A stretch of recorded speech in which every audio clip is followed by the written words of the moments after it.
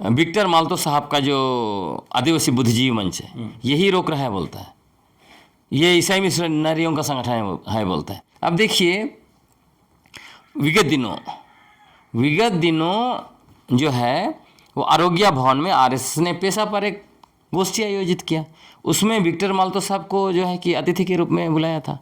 क्यों भाई?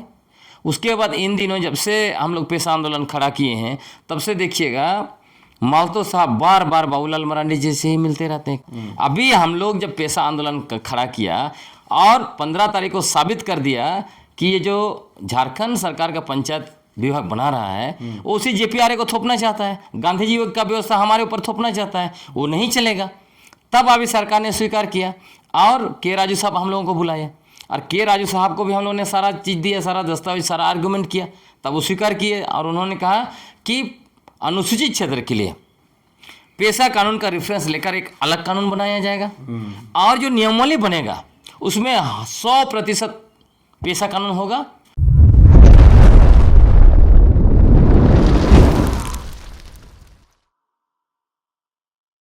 ये भी इन्होंने सवाल उठाया, माननीय रघुवर दास ने क्या कहा, इनको विक्टर माल्तो साहब का जो आदिवासी बुद्धिजीवी मंच है यही रोक रहा है बोलता है, ये ईसाई मिशनरियों का संगठन है बोलता है। हकीकत बात यह है कि आदिवासी बुद्धिजीवी मंच जो है एक एनजीओ है जो सोसाइटी रजिस्ट्रेशन एक्ट 1860 के अंतर्गत रजिस्टर्ड है, आप देख लीजिएगा। और इस एनजीओ को आज के समय में अगर आप कोई संचालित कर रहा है तो आरएसएस और बीजेपी के लोग कर रहे हैं। अब देखिए विगत दिनों जो है वो आरोग्य भवन में आरएसएस ने पेशा पर एक गोष्ठी आयोजित किया, उसमें विक्टर माल्तो साहब को जो है कि अतिथि के रूप में बुलाया था। क्यों भाई? उसके बाद इन दिनों जब से हम लोग पेशा आंदोलन खड़ा किए हैं तब से देखिएगा माल्तो साहब बार बार बाबूलाल मरांडी जी से ही मिलते रहते हैं। बहुत समय पत्रकारों ने उनको देखा है, उनका फ़ोन घनघनाते रहता है उनका ही। क्यों भाई? तो ऐसे दिखता है, बहुत स्पष्ट दिख रहा है बीजेपी खुद ही माल्तो साहब को आदिवासी बुद्धिजीवी मंच को आगे करते हुए पेशा कानून को लागू करवाने नहीं देना चाहती है। इसलिए पहले लोग क्या बोलते थे, पी पेशा पी पेशा पी पेशा। जैसे ही हमने कहा ये सिर्फ एक्रोनिम का सवाल है, अब लोगों को भ्रमित कर रहे हैं। आजकल ये क्या मांग कर रहे हैं, ऑटोनोमस डिस्ट्रिक्ट काउंसिल होना चाहिए, किस आधार पर, ये नॉर्थ ईस्ट के आधार पर। हाँ, और वो ऑटोनोमस डिस्ट्रिक्ट काउंसिल नहीं, वो अभी स्टेट लेवल पर काउंसिल होना चाहिए। और उन्हीं के ग्रुप के लोग कोई बोलता है कि डिस्ट्रिक्ट लेवल पर होना चाहिए। और वो क्या करना चाहिए, वो जो है कि ग्राम सभा को पावर हस्तांतरण करेगा। वहाँ बोले बाप रे बाप, आप कौन होते हैं ग्राम सभा को पावर देने वाले? हम आदिवासियों की हमारी जो पारंपरिक स्वशासन व्यवस्था है उसमें ये ऐसा नहीं है। हमारी पारंपरिक स्वशासन व्यवस्था में ग्राम सभा सर्वोच्च है। और मैं आपको बताना चाहता हूँ झारखंड के 24 वर्षों के इतिहास में पहली बार टीएसी की बैठक में माननीय मुख्यमंत्री हेमंत सोरेन ने ग्राम सभा की सर्वोच्चता को स्वीकार किया। कभी ग्राम सभा बर्द नहीं होती थी। विगत 6 महीने से जो पेशा आंदोलन हम लोगों ने खड़ा किया और जिस तरह से तर्क संगत बातें की, उसी के बाद ये हो रहा है। और अभी जो 15 तारीख को याद रखिए जो सरकार ने जब बुलाया था ये कंसल्टेशन, उसमें देख लीजिए, उसमें भी दिखता है स्पष्ट। माल्तो साहब बाहर में क्या बोलते हैं, बोलेंगे जेपीआरए असंवैधानिक है, नगर पालिका असंवैधानिक है, इसको हटाना है। लेकिन उस सभा में 4 मंत्रियों के सामने, पंचायत विभाग के प्रिंसिपल सेक्रेटरी के सामने एक बार भी नहीं कहा कि झारखंड पंचायत राज अधिनियम असंवैधानिक है या नगर पालिका अधिनियम असंवैधानिक है। ऐसा उन्होंने नहीं कहा। उन्होंने बस यही कहा कि आदिवासी बुद्धिजीवी मंच क्लास 1 ऑफिसरों का संगठन है, हमको अध्यक्ष बनाइए और हमें दे दीजिए, हम पेशा का नियमावली बना के दे देंगे। बताइए आप कौन होते हैं पेशा का नियमावली बनाने? क्लास 1 ऑफिसर को कौन अधिकार दे सकता है? ये पेशा का नियमावली बनाने का काम कौन करना चाहिए? हम आदिवासियों की जो पारंपरिक स्वशासन व्यवस्था है उसके लोगों को करना चाहिए, चाहे वो पढ़ा राजा हो, परगनायत हो, हाथू मुंडा हो, ये सारे लोग मिलकर करना चाहिए। उसमें तो वो नहीं है, ये बोलते हैं क्लास 1 ऑफिसर को दे दो। तो ये जो क्लास 1 ऑफिसर जो है ना, वही उनका लिंक बीजेपी और आरएसएस के साथ है। वो नहीं चाहते हैं, क्यों नहीं चाहते हैं? क्योंकि बीजेपी ने असंवैधानिक तरीके से जेपीआरए और नगर पालिका का कानून थोपा। अभी हम लोग जब पेशा आंदोलन खड़ा किया और 15 तारीख को साबित कर दिया कि ये जो झारखंड सरकार का पंचायत विभाग बना रहा है वो उसी जेपीआरए को थोपना चाहता है, गांधी जी का व्यवस्था हमारे ऊपर थोपना चाहता है, वो नहीं चलेगा। तब अभी सरकार ने स्वीकार किया और के राजू साहब हम लोगों को बुलाया और के राजू साहब को भी हम लोगों ने सारा चीज़ दिया, सारा दस्तावेज, सारा आर्गूमेंट किया, तब वो स्वीकार किए और उन्होंने कहा कि अनुसूचित क्षेत्र के लिए पेशा कानून का रेफरेंस लेकर एक अलग कानून बनाया जाएगा और जो नियमावली बनेगा उसमें 100% पेशा कानून होगा और आदिवासियों की पारंपरिक स्वशासन व्यवस्था जो संविधान के अनुच्छेद 13(3) का और पेशा कानून का धारा 3 के अंतर्गत एक्सेप्शन और मॉडिफिकेशन के साथ जो व्यवस्था है उसको पूर्ण रूप से अधिकार देंगे और आदिवासियों की पारंपरिक स्वशासन व्यवस्था को जो शासन की शक्ति और अधिकार देना है, जो पेशा कानून की मूल भावना है, उसको हम पूरा करेंगे। ये बात उन्होंने कहा और जब ये इस बात को हम लोगों ने पब्लिक किया तब से देखिए बीजेपी में खलबली मच गई।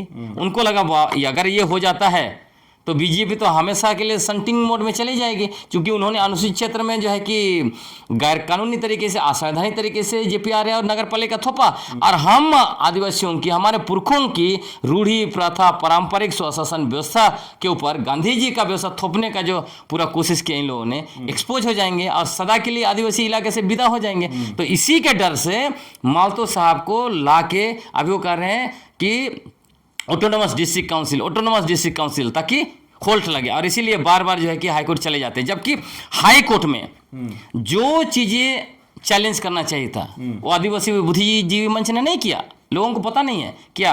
आपको बताता हूँ, सुरीन केस, जब सुरीन केस आया तब उसमें क्या कहा? सुरीन केस में झारखंड हाई कोर्ट ने सुरीन केस में यही कहा कि इन्होंने किसको चुनौती दिया था? ये चुनौती दिए थे पेशा कानून सेक्शन 4O को, मतलब 6 शेड्यूल के पैटर्न पे यहाँ पे डिस्ट्रिक्ट ऑटोनोमस काउंसिल होना चाहिए।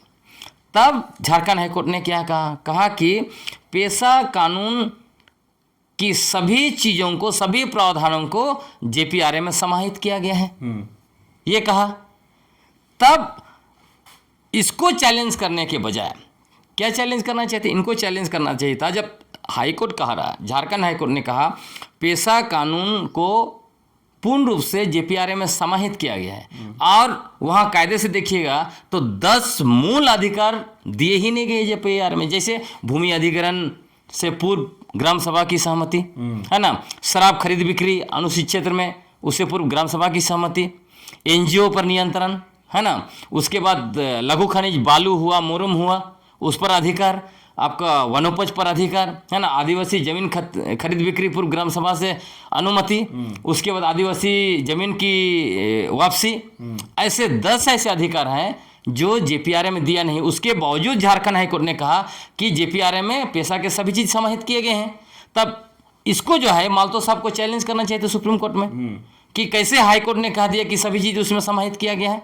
उसको ना चैलेंज करते हुए उन्होंने क्या किया, सुप्रीम कोर्ट में 4G के तहत अलग से कानून बनाने की मांग की। जब कानून ऑलरेडी बना है तो आप अलग से कानून बनाने की मांग कर रहे हैं, इसलिए सुप्रीम कोर्ट ने खारिज कर दिया। अब रघुवर दास जी इसी को बोलते हैं कि सुप्रीम कोर्ट ने खारिज किया। आप जब मुख्यमंत्री थे आपने क्यों आदिवासियों के हितों में खड़ा होकर सुप्रीम कोर्ट में चैलेंज नहीं किया इसको? क्योंकि सरकार है, सरकार तो आदिवासियों के साथ होना चाहिए ना।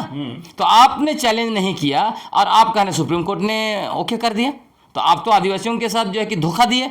जब झारखंड हाईकोर्ट ने, जैसे पेशा वाला मामला में हाईकोर्ट ने वही कहा था पेशा का सेक्शन 4G जो है असंवैधानिक है।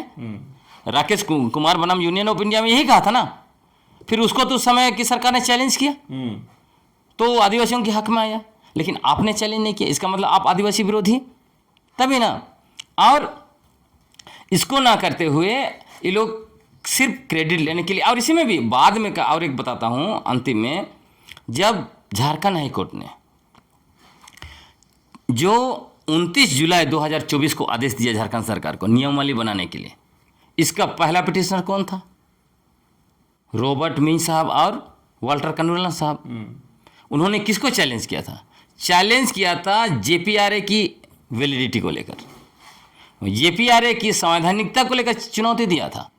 और इस मामले पर बाद में बुद्धिजीवी मंच जबरदस्ती वहाँ पे जो है कि अड़ंगा लगाने घुस गया। हाँ, उसकी वजह से ये केस डाइवर्ट हो गया।